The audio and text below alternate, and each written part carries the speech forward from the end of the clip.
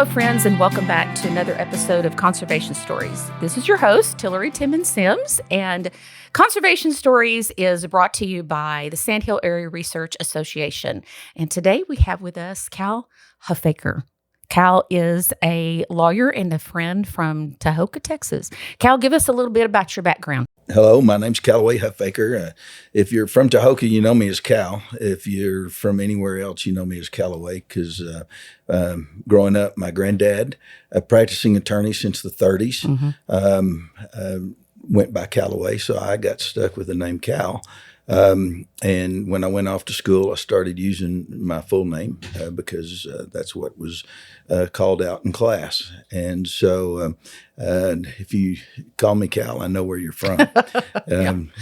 I've been practicing law in Tahoka since 1988. My granddad started practicing there in the 30s. My uncles, John and Gerald, were both practicing attorneys. Gerald there in Tahoka. John, being an attorney in Amarillo for most of his career, ended up moving on to become general counsel at Texas Tech for a good while. And so most people know him. But I've been there in Tahoka practicing and farming and ranching since '88. Yeah, I've always heard of your law firm. Yes, ma'am. I mean, I don't ever remember not, I guess, growing up in Brownfield, Yes, ma'am. right next door. So but I know you've, and as Sims Land Services.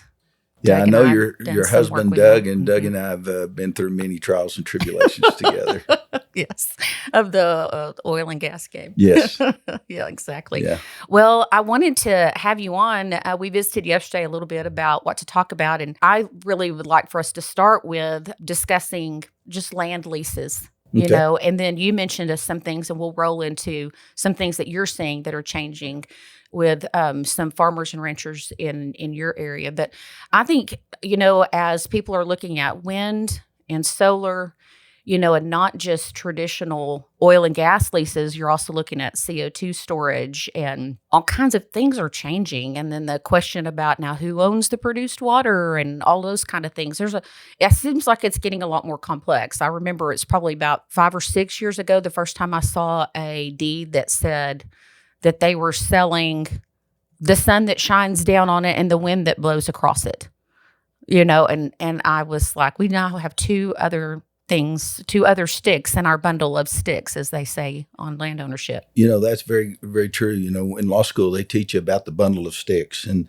that bundle of sticks is kind of what rights you have as a landowner, and each one of those sticks represent one of those rights. And a lot of what we do in Tahoka and our other offices is that we deal with what those rights mean and how do you handle those.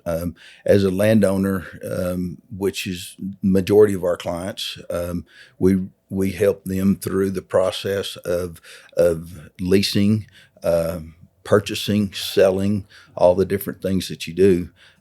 But a lot of my practice has been into oil, gas, and renewables. And, when you say renewables, that's changing daily. Yes. It's just amazing how much change has happened in the last 10, 15 years. Mm-hmm. Well, and that not surprising too, because even the solar panels and things that we see now, I keep saying, that's just the beginning of that technology. I mean, all of those things are going to change, and advance. And oil and gas, my goodness, they're saying, expecting to be able to produce 5 times as much within the next 10 years, so Yeah. It's changing quickly. We're seeing a lot of change in our office just because of the things that are advancing technology wise. And, we're taking flared gas and doing different things with it, creating different power methods, utilizing that in the oil field, utilizing it on site. And then one of the big things that we're seeing in a lot of what we're doing is battery storage. And battery storage is changing just by the minute. To. Yeah. To me, that's the biggest drawback to a renewable energy has been battery storage. What are you seeing there? Is it improving? Well, we're seeing a lot of activity of these companies reaching out to landowners wanting to discuss putting a battery on their property. The method of which they're doing it is changing just daily. Yeah. When I first started practicing, we were dealing with oil and gas, and then we started dealing with wind, and then now solar, and then battery, and now we're talking all different things, including that. Produced water is a big topic. Absolutely. And I've heard one of your speakers on your podcast talk about that. And believe it or not, it's being discussed here in West Texas. I've not had any luck getting oil and gas company to agree yet to paying for anything that's extracted from that produced water. But we're asking in nearly every single opportunity that we have. Interesting. Yeah. So tell us a little bit about that court case that came up. I think it was 23, where there was this, because really, truly, owners have never thought about the water before. Question that I believe, and I think I know what you're talking about, was that who owns the produced water? And Yes. the question was, if there is a valuable constituent of that water, whose is it? I think what we're seeing now, and what we're discussing, is that if I, as the landowner, Yeah. have something that you extract from my property via that lease, then it is and it turns to value. Then it's ours. You owe me a royalty on it.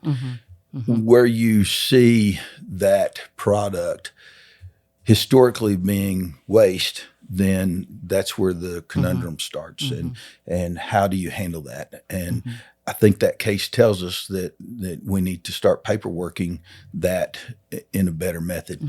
And so we are inserting a paragraph into our lease that says, if there is any other valuable constituent of anything that you withdraw from our property, you owe us the same royalty on it. Yeah.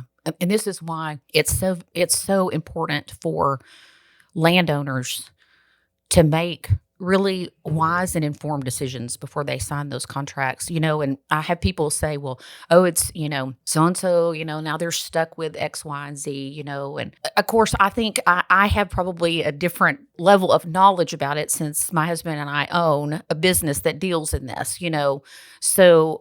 but how do we educate landowners to be really aware, like, take that contract to a lawyer. We as, representing an oil company, we're always telling people, go to a lawyer. And I know the solar companies that we have worked with have said, if you aren't going to take it to a lawyer, we really probably aren't going to want to work with you.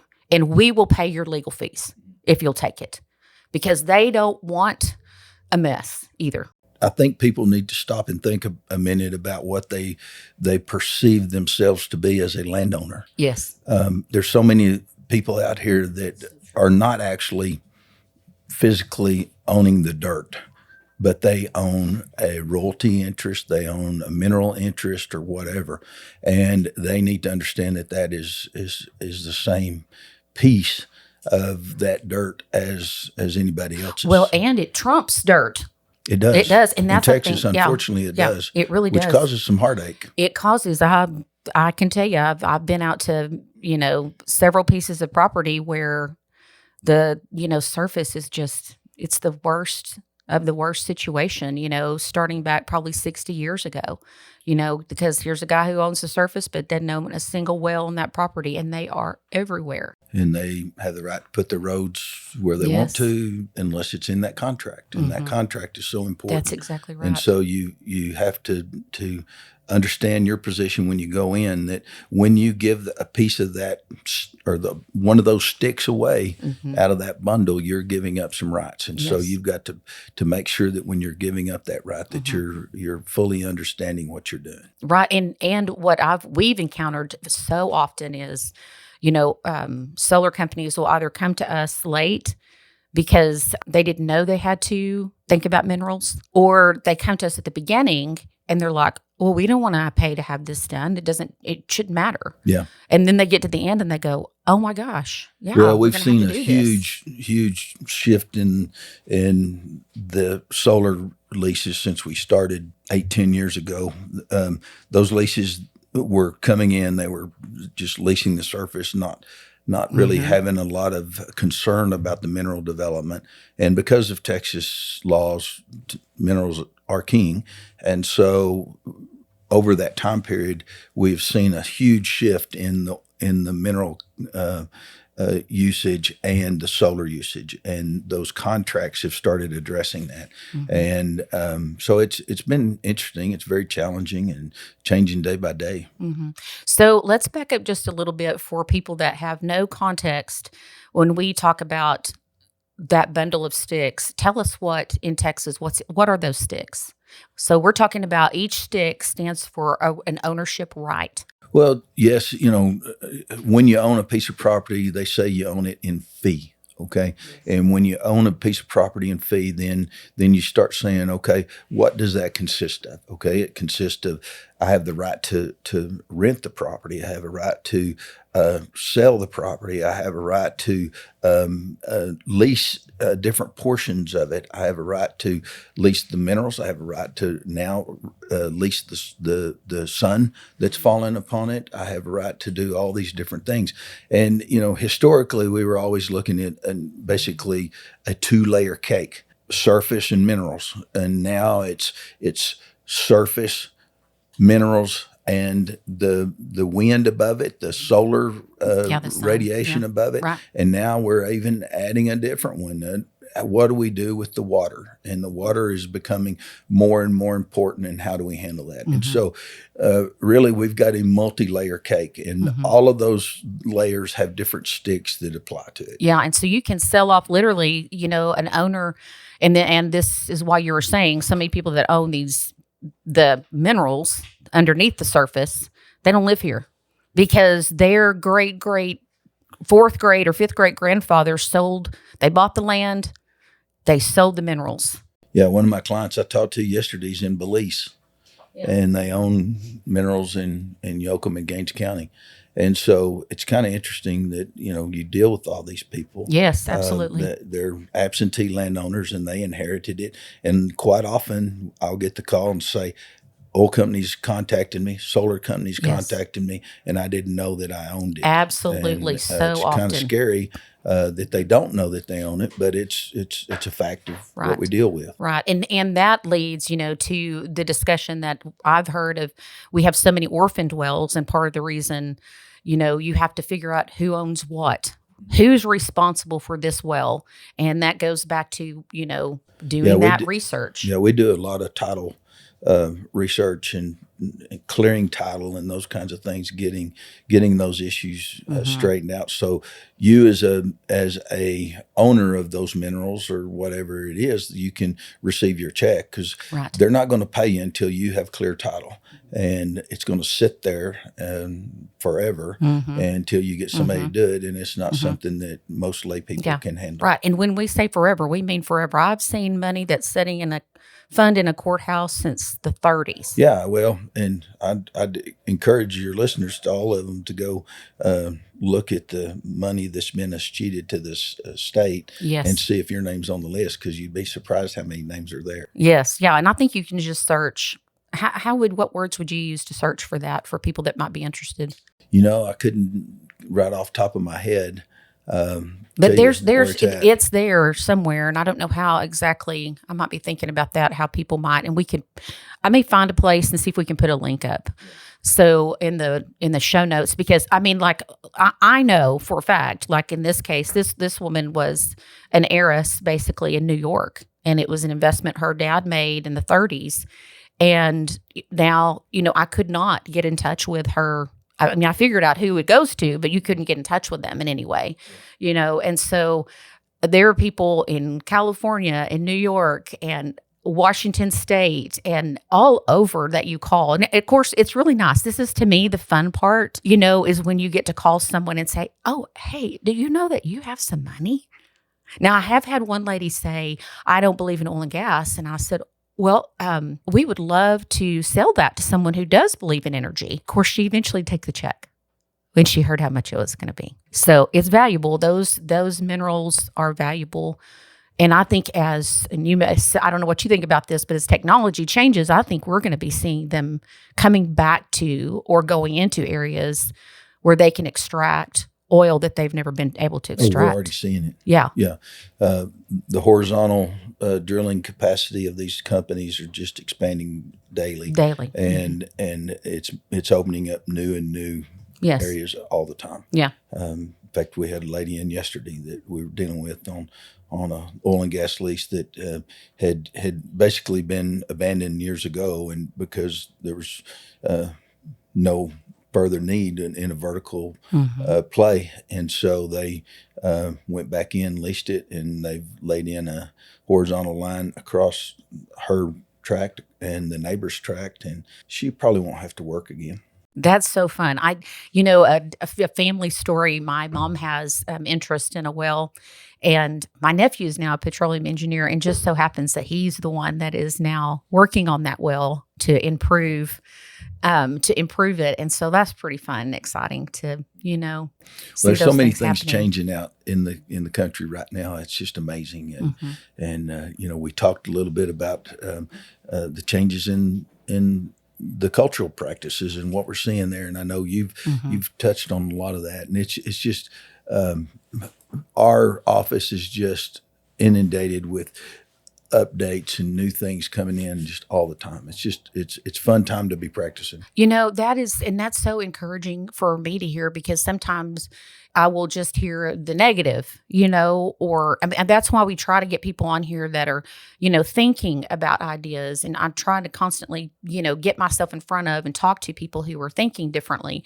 because I can feel like we are a gritty, determined people, but for every strength, there's a coordinating weakness, and we can also be stubborn and unchanging. That's true. That's true. And so I was excited. Let's talk a little bit about what some of those things that you're seeing, and more into the ag side of things. Well, besides the changes in the oil and gas and solar and wind and everything, we're seeing huge leaps and bounds in the way we're handling things as landowners in rural Texas, especially our part of Texas. And I say our part. Our practice is from Amarillo over to Wichita Falls, Midland, down to we've got cases in McAllen, and we've got cases in just about everywhere, Wow. but mostly West Texas. And so a lot of the things start with, we are looking at differences in what a standard lease contract is as far as a landlord tenant.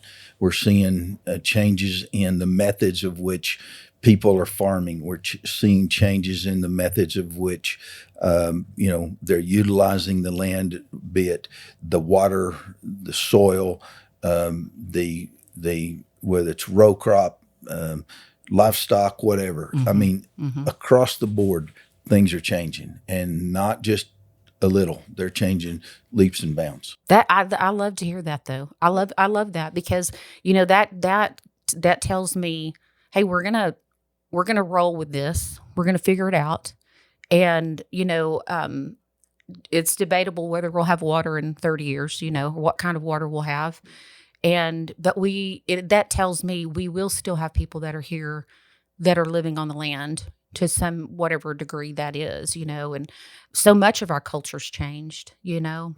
Well, during my lifetime, I've seen a huge exodus from farm and rural living to more urban. We're seeing a reversal of that now.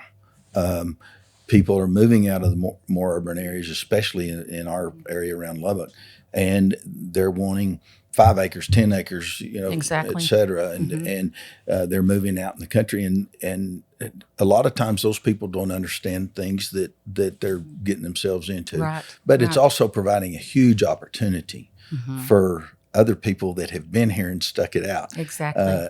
Exactly. I've got one grower that is supplementing their income by catering to these other individuals that are buying these 5 and 10 acre blocks, and he's kind of created a niche for himself, taking care of those type of people. Well, and that's interesting because I was in Poland not long ago, and there you fly into like Warsaw, you look over, our area, you look down, you see 1 mile squares and with a circle in the middle as far as you can see. This looks like a patchwork quilt. The average acre is 20.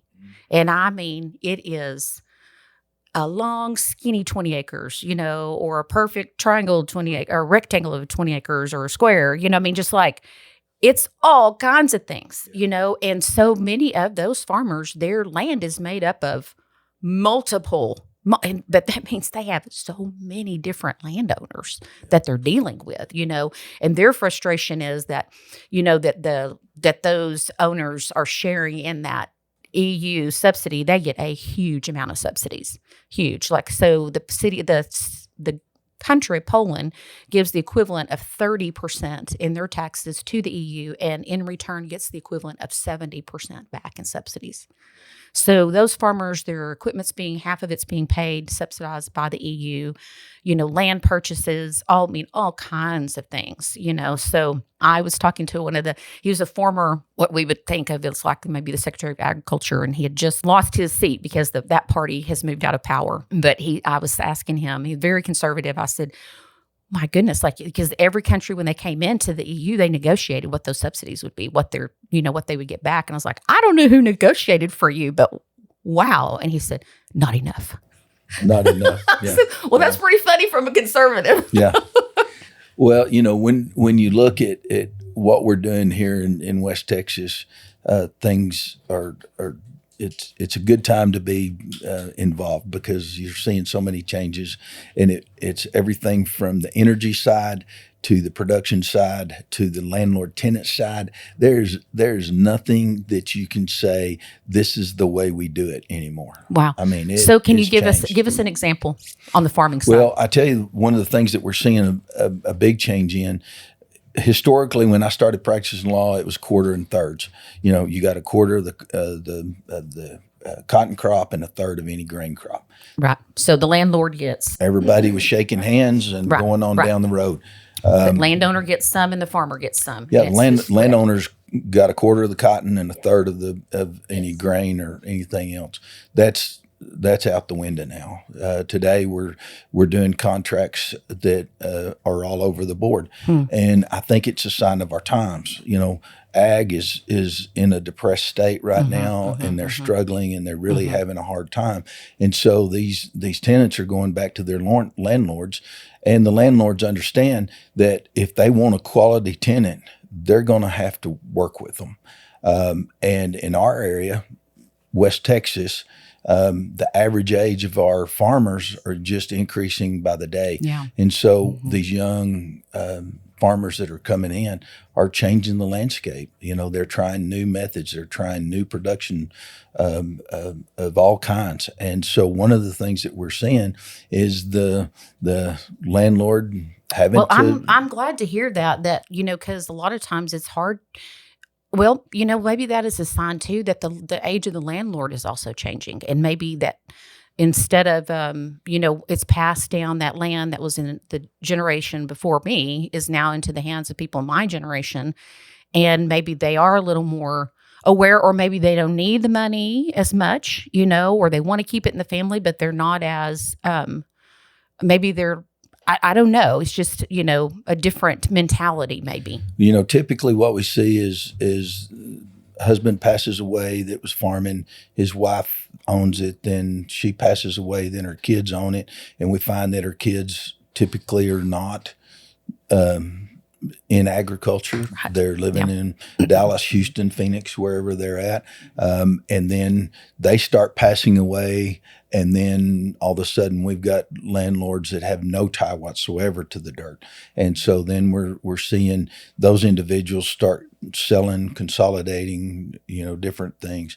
And those landlords have a different mindset than what, mom, dad, and grandparents had. And so it's changing, and they are more willing to sell. They're more willing to see what other alternatives they can look at. And quite often we're seeing a lot of these tenants go to these people and say, I cannot make it in a quarter rent. And that's typically, what we see. And they're coming back and saying, okay, I need you to either concede on the percentage. I need you to concede on what you would be willing to help cover, those kinds of things. And so, used to maybe we paid 25% of the burned down chemical or something. Now it's all across the board. There is no usual and customary farm lease anymore. I mean, every one of them's different. That's so interesting. And so we see everything from, utilization of cattle on the property or other livestock. And how are we going to handle that?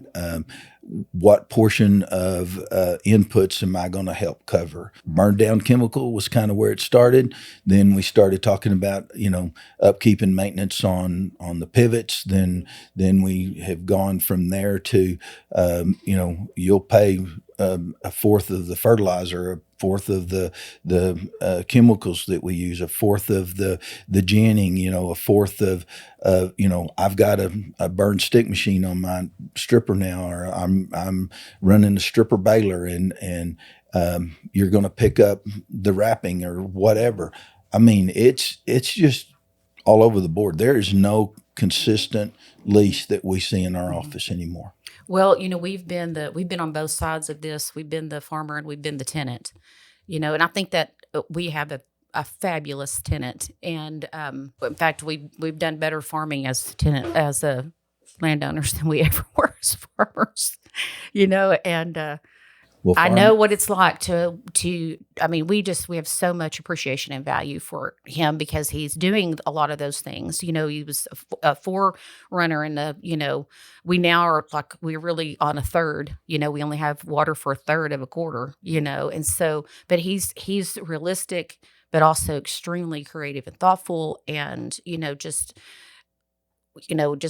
lack of, not having to pay for as much, nitrogen as all these other people are having to pay for. I mean, he's brought in cattle and he's just done some great things, and so I'm glad to hear that there are more people doing that. Yeah, we have, I think landlords are understanding that this is a finite resource that we're utilizing, and if you don't take care of it, then it's not going to be there. And so they're getting more and more attuned to the tenant saying, I'm gonna fallow a third of your property this year, and they're okay with that, and that might be the concession that landlord makes. It may be something else, you never can tell, but we're seeing more and more alternative uses to the property, and it's changing, just the same as our farming methods have changed. I was telling you yesterday, we've got a group of farmers together that are basically farming cooperatively now.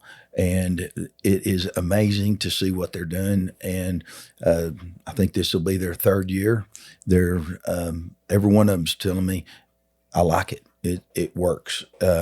We're learning as we go and we're tweaking it, but it's working. So I don't know, where we're going to end up, but ag in West Texas is on the move and changing by the minute. And it's interesting to be able to sit and watch and help people do those kinds of things.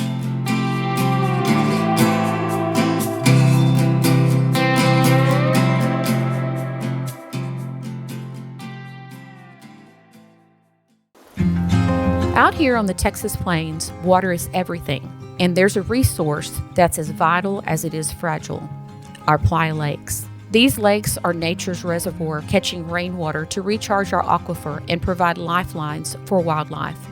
But now they need our help.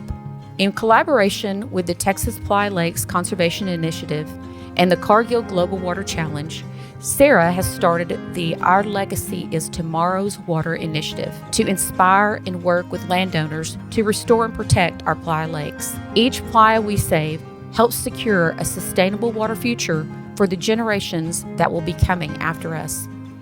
Whether it's improving soil health, restoring habitats, or recharging groundwater, we are committed to making a difference. Together, we can build a legacy that we can all be proud of. To learn how you can join in, visit the Ply Lakes Restoration Initiative page on the SARA website.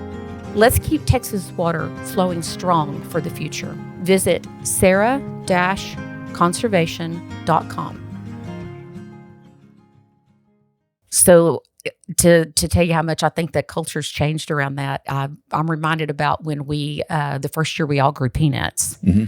And nobody had, peanut equipment. So we're going to share peanut equipment. And we had one processor, so we're all taking it to this one place to dry the peanuts. And of course, when the peanuts were ready, like a lot of people's peanuts were ready at the same time, but we didn't have all the harvesting equipment. And I remember somebody showing up with a gun. I'm next. I don't care where I'm in line.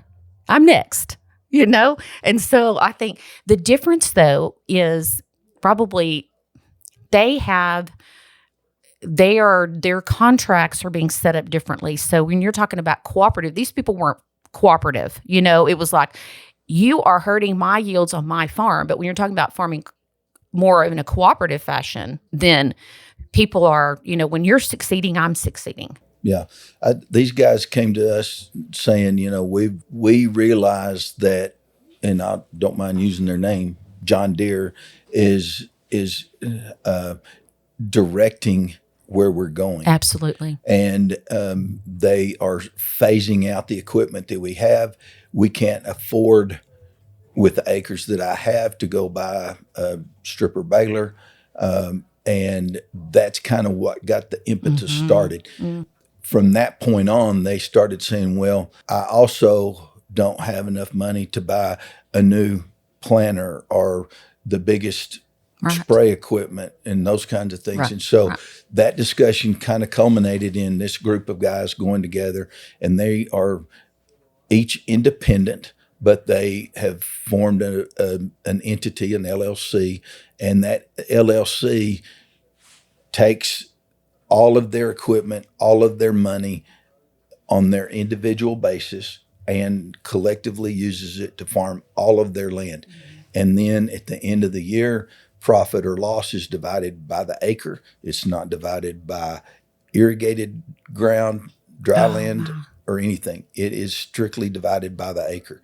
And they've let their hands go.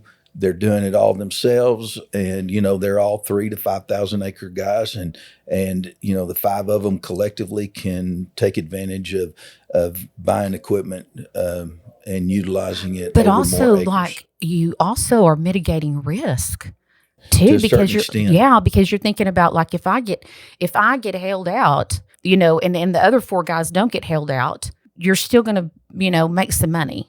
Right. Correct. I mean, everybody's bottom line is going to be hit. Yeah. You know what I mean? But at the same time, it just makes it possible to continue. Yeah.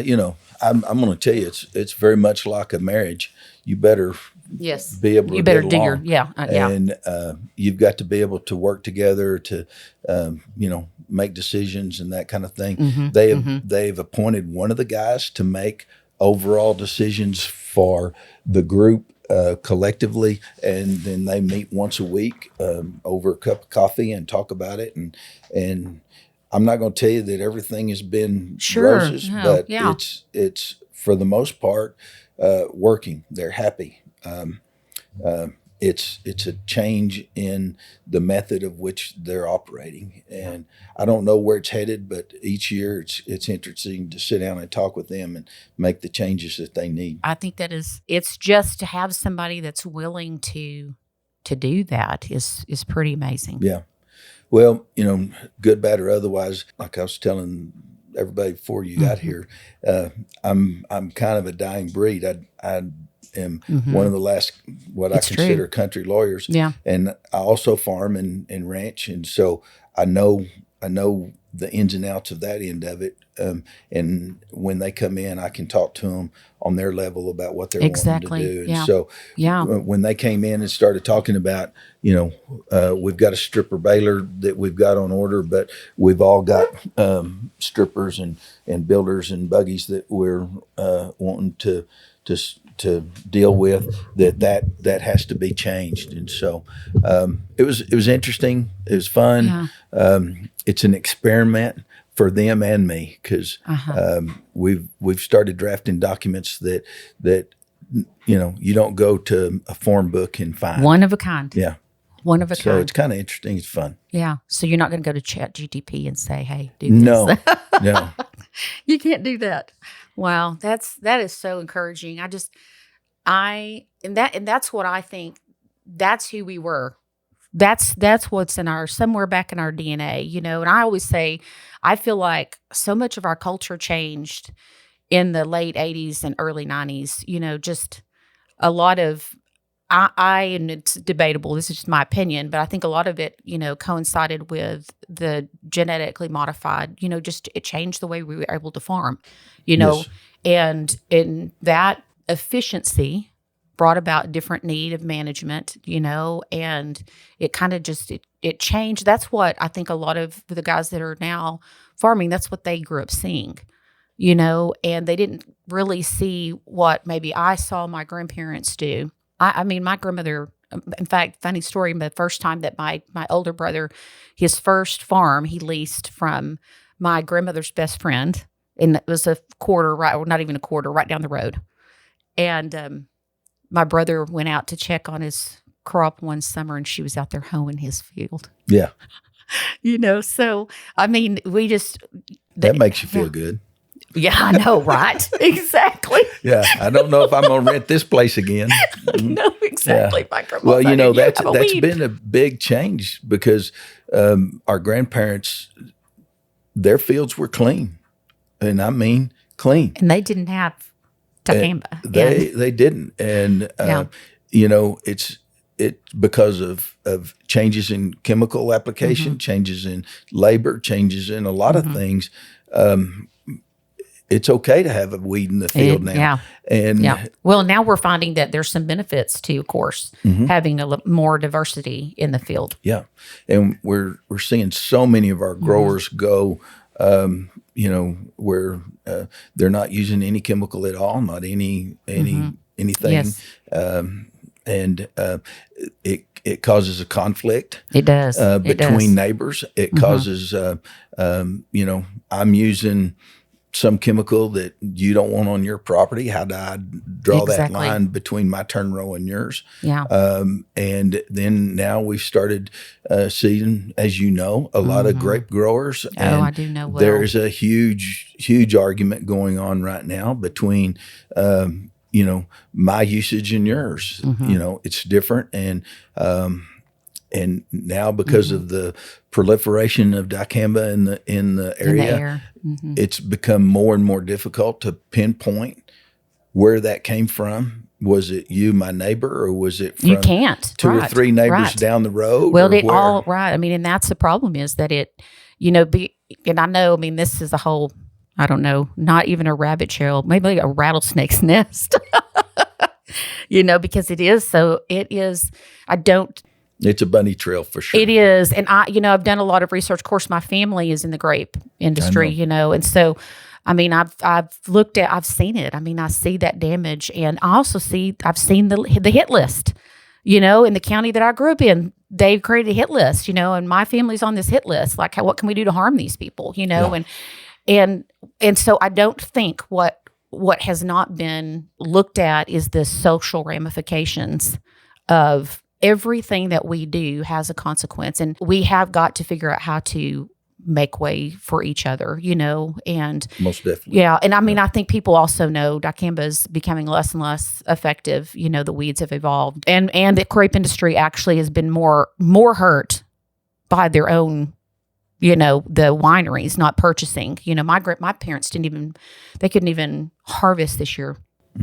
And so I know a lot of grape growers this next year are thinking, what do I do? Do I even invest the money in it because the wineries are cutting back so much, So, Well, we've historically had conflicts between different cultural practices, but yeah. now we're seeing that growing more and more. And I've represented growers, I've represented landowners that have got drift. I've had clients come in and said, I drifted on so and so. I need to get something worked out with them, but I want to make sure that when I do, that it's fair to them and fair to me. Yes. That kind of thing. Yes. And I appreciate people that are like that. I think that is the vast majority of people, but you do have some folks that are just, well, when things are tough, people react in ways under pressure that they might not normally act. Yeah. I've got one case right now down in Scurry County where it's a drift of chemical onto a neighbor, and it's in pasture. And the client is very adamant that his purpose and use of that property was for recreational use. And then the neighbor doing what they need to do. Ranchers do is try to control the brush. Well, in his, controlling his brush, he is now drifted on with little or no concern onto our client, which which has probably got a different purpose of the land. Yeah. And how do you reconcile that? I don't know. Our system has a method to do it, but you question quite often. Yes. How is this going to relate to our practices going forward? And so a lot of what we do, we agree or disagree with, but we're hired to do a certain thing, and that's what we do. What you do. But because I've been on both sides of that fence, I know the ins and outs of it, and it gives us an advantage. But when you're talking about conflict between neighbors, it's all encompassing. Oh yeah, and sometimes it's brother against brother. I mean, it is. It is. One brother's farming one way, and across the county road, his brother's farming another way, and Yes. and that's. I mean, I know for sure. I mean, that is an exact story that I know, and one brother sprayed, the other's lost his cotton. And of course, it brings about this whole like you've got to be talking to your neighbors. Like, what are you doing? And well, it's an unfortunate position that we're in, but it's a reality, and so we're having to deal with those kinds of things. But it's interesting because of my position that I get to deal with those kinds of things, and we get to see a lot of it, and it's a change that is going on within our communities and our society as a whole that we're having to deal with, and I don't think we've got a handle on it yet. And no, I think that's true. I do think that. I mean, I think. Part of as farmers are trying to economize, I do think that there are a lot of people that are looking for, varieties of cotton that aren't going to be, genetically modified to take those chemicals because that's expensive, And so I know people are trying to economize, especially after this year. I mean, it's just, I know before the, I don't know, I can't remember what this bill that they passed that's going to, give us some subsidies, some boost to farmer economics. They were anticipating 30% of U.S. farmers to be going out of farming this year. Yeah, well, we're anticipating some failures this year in our area, but the overall idea I think is that we as people in agriculture have to learn how to deal with the technology changes that we're seeing, but also be good stewards and friends and neighbors. And, I don't know that we're always in that position because unfortunately economics drives a lot of our decision process. And when a person's in a corner, they do things that they normally wouldn't do. And we see a lot of that. And so good, bad, or otherwise, economics is driving a large majority of it.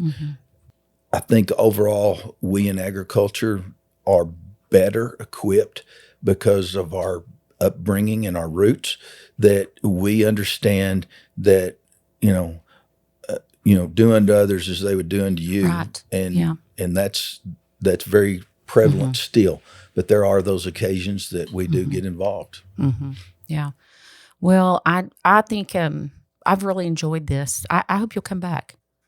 Well, Would you do it? I probably covered way too many No, topics today, I like but this has been really encouraging to Yeah. me, and I think also I want us to be able to be a place where people can go and know that, hey, I've got a question. I wonder if it's been covered in that podcast. Yeah.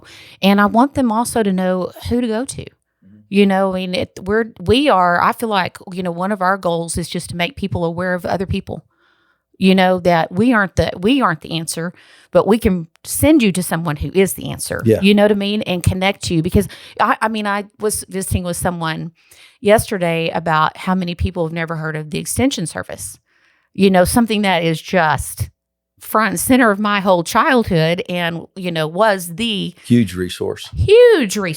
And now people don't know. I do think it's coming back around, but that's what we see is, we were discussing before we started a community calendar, trying to put together a community calendar in a way that it's a one-stop shop where you can go. If you live in Terry County, you can go and you can find all your dates for everything for FSA, but also all the events that are happening and every water meeting that's happening in the region and Farm Bureau and whatever's happening, so that people can really become more aware of ways that they can be involved in changes that are happening. Very much so.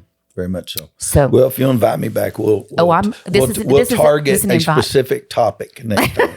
Okay.